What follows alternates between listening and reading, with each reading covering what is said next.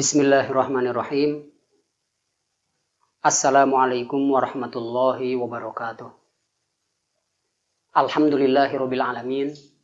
Wassalatu wassalamu ala sayyidina Muhammadin wa ala alihi wa sahbihi ajma'in. Amma ba'd. Pemirsa channel Binaul Ummah yang dimuliakan Allah Subhanahu wa taala. Alhamdulillah kita bisa berjumpa kembali di dalam acara Inspirasi Hati dalam keadaan sehat walafiat. Oleh karenanya kita senantiasa bersyukur kepada Allah Subhanahu wa taala atas segala nikmat-nikmat yang Allah berikan kepada kita dengan meningkatkan amal ibadah kita dan ketakwaan kita kepada Allah Subhanahu wa taala. Pada kesempatan yang sangat baik ini, saya akan mengajak kepada pemirsa semuanya untuk mengkaji sebuah hadis yang diajarkan oleh Rasul Shallallahu Alaihi Wasallam, yang itu diajarkan pula untuk diamalkan oleh kita setiap pagi dan petang, yaitu tentang doa yang biasa dibaca di dalam ma'thurat wirid pagi dan petang. Ada salah satu doa yang diajarkan oleh Rasul Shallallahu Alaihi Wasallam yang sangat kita butuhkan dalam kondisi kita sehari-hari. Bahwa kita sebagai manusia ini sangat lemah. Allah menciptakan manusia dalam kondisi lemah. Dan memang tanpa bantuan Allah Subhanahu wa taala, manusia itu tidak punya kekuatan, apa-apa. Seperti dalam lafaz la haula wala quwata illa billah. Tidak ada kekuatan, tidak ada daya kecuali dengan Allah Subhanahu wa taala. Nah, oleh karenanya memang kita sangat membutuhkan pertolongan Allah Subhanahu wa taala. Kita sangat membutuhkan perlindungan Allah Subhanahu wa taala dari kelemahan-kelemahan diri kita. Nah, dalam hal ini ada sebuah riwayat, ada sebuah hadis di mana pada suatu hari dari Abu Sa'id Al-Khudri radhiyallahu anhu mengkisahkan, dakhala Rasulullah sallallahu alaihi wasallam dzata yaumin al-masjid. Pada suatu hari Rasulullah sallallahu alaihi wasallam masuk ke dalam masjid. Fa idza huwa birajulin minal ansor. Kemudian beliau mendapatkan di masjid itu ada seorang laki-laki dari Ansor. Yuqalu lahu Abu Umamah. Laki-laki Ansor itu namanya Abu Umamah. Faqala, lalu Rasulullah Shallallahu Alaihi Wasallam berkata, Ya Aba Umamah, mali araka jalisan fil masjid fi ghairi waqti sholat. Wahai Abu Umamah, kenapa aku melihat engkau berada di masjid bukan pada waktu sholat? Kenapa engkau berada di masjid bukan pada waktu sholat? Maka dia menjawab, Abu Umamah menjawab, humumun lazimatni waduyun. Kegundahan-kegundahan dan hutang-hutang yang menyelimutiku. Nah, itu jadi jawaban daripada Umamah bahwa dia merasa ada kegundahan hati, kemudian juga banyak hutang-hutang yang melilitnya sehingga dia berada di masjid. Barangkali dia ingin mencari ketenangan atas apa yang dialaminya itu. Maka Rasul Shallallahu Alaihi Wasallam bersabda kepadanya, afala u'allimuka kalaman idza anta qultahu adhaballahu azza wa jalla hammaka wa qada anka dainak. Maukah aku ajari engkau kalaman, bacaan, ucapan yang mana jika engkau idza anta qultahu, jika engkau mengatakannya, jika engkau mengamalkan bacaan ini, maka Allah akan menghilangkan kegundahanmu dan Allah akan melunasi ataupun membayarkan hutang-hutangmu. Faqala bala, tentu wahai Rasulullah. Maka Rasul Shallallahu Alaihi Wasallam kemudian berkata, Kul ida asbahta wa amsaita, katakanlah di pagi hari dan di sore hari, ketika engkau berada di pagi hari dan ketika engkau di sore hari, Allahumma inni a'udzubika minal hammi wal hazan, wa a'udzubika minal ajizi wal kasal, wa a'udzubika minal jubni wal bukhl, wa a'udzubika min ghalabati daini wa qahrir rijal. Yang artinya, ya Allah, sesungguhnya aku memohon kepadamu. Allahumma inni a'udzubika minal hammi wal hazan. Dari kegundahan dan kesedihan. Wa a'udzubika minal ajizi wal kasal. Dan aku berlindung kepadamu dari al-ajiz, kelemahan, wal kasal, dan kemalasan. Wa a'udzubika minal jubni wal bukhl. Dan aku memohon kepadamu, perlindungan kepadamu dari sikap pengecut, al-jubn wal bukhl, dan sikap bakhil. Wa a'udzubika min ghalabatid dain wa qahrir rijal. Dan aku berlindung kepadamu dari kekuasaan atau pemaksaan orang lain, min ghalabatid dain, dari penguasaan hutang atau dililit hutang, wa qahrir rijal, dan penguasaan orang lain. Nah, itulah doa yang diajarkan oleh Rasul Shallallahu Alaihi Wasallam kepada Abu Umamah. Nah, kemudian Abu Umamah menceritakan, kata beliau, qala fa fa'altu dzalika fa adhaballahu azza wa jalla hammi wa qada anni daini. Maka aku pun melakukan apa yang dinasihatkan oleh Rasul Shallallahu Alaihi Wasallam, maka Allah menghilangkan kegundahanku dan Allah pun akhirnya melunaskan hutang-hutangku. Nah, itu pemirsa channel Binaul Ummah yang dimuliakan Allah Subhanahu wa taala. Jadi satu doa yang diajarkan oleh Rasul Shallallahu Alaihi Wasallam kepada sahabatnya. Jadi di sini kita bisa melihat betapa Rasul Shallallahu Alaihi Wasallam sebagai seorang pemimpin, sebagai seorang pendidik, sebagai seorang murabbi, beliau senantiasa memperhatikan kondisi sahabat-sahabatnya. Ketika ada sahabatnya yang kelihatan murung, kelihatan sedang kesusahan, maka beliau menanyainya. Seperti yang tadi kita ikuti dalam kisah tadi. Ketika di masjid bukan pada waktu sholat, kok ada seseorang? Ya, maka beliau bertanya, kenapa engkau ada di sini? Ini menunjukkan bagaimana perhatian Rasul Shallallahu Alaihi Wasallam kepada para sahabatnya dan cinta Rasul Shallallahu Alaihi Wasallam kepada para sahabatnya.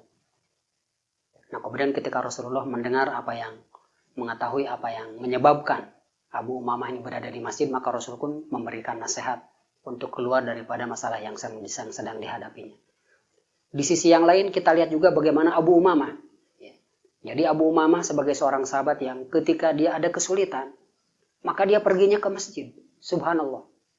Jadi dia tidak pergi ke kafe atau dia pergi ke tempat-tempat yang lain untuk mencari inspirasi atau mencari solusi atas permasalahan yang dihadapinya. Dia pergi ke masjid.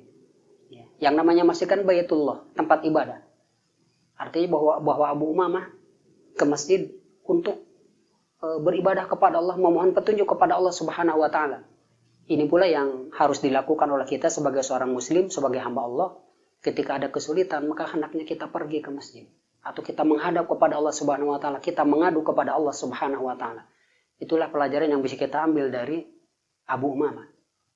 Nah, kemudian mari kita lihat bagaimana makna daripada hadis tadi. Jadi Rasulullah mengajarkan doa memohon perlindungan dari beberapa hal. Yang pertama, Allah, kata Rasulullah, katakanlah di pagi hari dan sore hari. Nah, ini makanya ini termasuk doa wirid pagi dan petang atau yang ada dalam bacaan ma'thurat. Ya, doa ini yaitu Allahumma inni a'udzubika minal hammi wal hazan. Ya Allah, aku memohon perlindungan kepadamu dari al-ham wal hazan. Ham itu kegundahan, kemudian al-hazan itu kesedihan.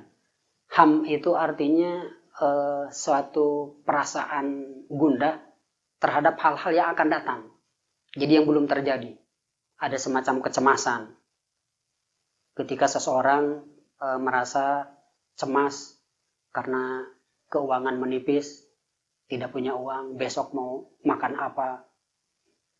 Nah, itu termasuk kegundahan. Alham. Jadi mencemaskan sesuatu yang menakutkan, yang tidak mengenakan, yang akan datang, yang belum terjadi. Sedangkan al-hazan, kesedihan, itu artinya sesuatu yang tidak mengenakan terhadap sesuatu yang sudah terjadi, yang sudah berlalu. Sebagai contoh, ketika seseorang ditimpa musibah,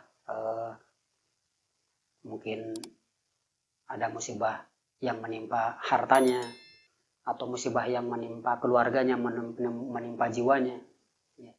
Ada musibah yang telah terjadi, ditinggal oleh orang yang dicintainya, ditinggal oleh orang tuanya, atau orang keluarga terdekatnya. Nah, al-hazan itu adalah sesuatu yang sudah terjadi.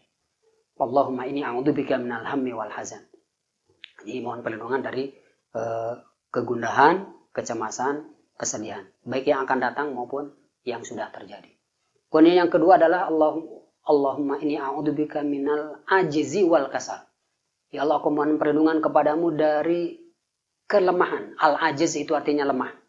Kemudian al-kasal artinya malas. Ajiz, lemah, ini berarti adalah seseorang yang tidak mampu melakukan ketaatan, melakukan perintah Allah. Sedangkan al-kasal adalah kemalasan. Sebenarnya dia punya kemampuan, tetapi karena malas akhirnya tidak melakukan. Jadi kedua-duanya sama-sama tidak melakukan apa yang diperintahkan Allah Subhanahu wa taala. Al-ajiz wal kasal.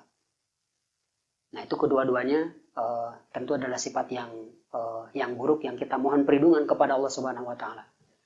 Kemudian yang berikutnya wa a'udzubika minal jubni wal bukhl. Ya Allah, aku memohon perlindungan kepadamu dari al-jubn. Jubn itu artinya pengecut. Al-bukhl artinya bakhil atau kikir. Jubn itu pengecut, itu kaitannya dengan jiwa, dengan jiwa. Kalau dalam peperangan pokoknya takut mati. Ya, jadi mengkhawatirkan, takut tidak punya keberanian. Kemudian al-bukhl adalah kekikiran. Jadi tidak mau menginfakkan tenaganya, tidak mau menginfakkan jiwanya. Itu adalah al-jubn. Kemudian al-bukhl adalah tidak mau menginfakkan hartanya. Nah, dalam hal ini kaitan erat dengan masalah perjuangan atau dalam jihad. Nah, jihad fisabilillah itu dengan dua hal. Bil mal, dengan harta, dengan bin nafas. Nah, ketika seseorang itu punya al-jubn, punya sikap jubn atau pengecut, dan bukhl atau bakhil, maka dia berat untuk turut serta berpartisipasi di dalam perjuangan, di dalam jihad fisabilillah. Maka dalam hal ini juga kita mohon perlindungan kepada Allah dari dua sifat tersebut, dari sikap pengecut yang berkaitan dengan jiwa yang tidak punya keberanian, dan juga dari bukhl, dari sifat jiwa yang berat untuk berinfak. Nah, yang terakhir adalah wa a'udzubika min ghalabatid daini wa qahrir rijal. Dan aku mohon perlindungan kepadamu ya Allah dari dililitnya hutang. Ghalabatid dain wa qahrir rijal, dan dari dikuasai oleh orang lain. Nah, ketika seseorang itu punya banyak hutang, dililit hutang, maka secara tidak langsung dia akan terkuasai oleh orang yang memberikan hutang kepadanya.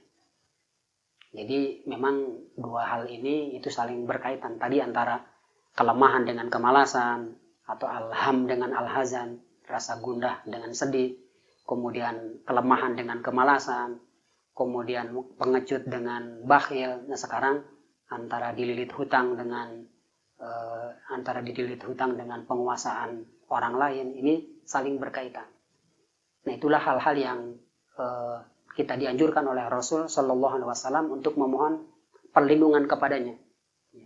Dengan demikian maka manusia yang lemah ini dengan memohon perlindungan kepada Allah yang maha kuat, Al-Qawi, Al-Aziz yang maha mulia, Al-Jabbar yang maha perkasa, maka insya Allah seseorang akan memiliki kekuatan jiwa di dalam menghadapi kehidupan yang memang penuh dengan tantangan. Kemudian secara khusus, nah doa ini seperti yang tadi disebutkan di dalam riwayat, kalau diamalkan secara rutin, kemudian secara istiqomah, maka insya Allah akan membebaskan orang yang mengamalkannya itu dari lilitan hutang. Nah, oleh karena itu, saya mengajak kepada para pemirsa semuanya, saya kira masing-masing kita punya hutang untuk kebutuhan-kebutuhan kita, dan banyak kelemahan-kelemahan dalam diri kita yang tadi disebutkan di dalam hadis, ya, makanya kita perlu senantiasa dekat dengan Allah Subhanahu wa taala, di antaranya dengan memperbanyak zikir, wirid, dan doa. Nah, di antara doa yang diajarkan oleh Rasulullah adalah doa mohon perlindungan dari kelemahan-kelemahan diri yang ada pada diri kita. Itu yang bisa disampaikan. Mudah-mudahan ada manfaatnya. Kurang lebihnya mohon maaf. Hadanallahu wa iyyakum ajma'in. Wassalamualaikum warahmatullahi wabarakatuh.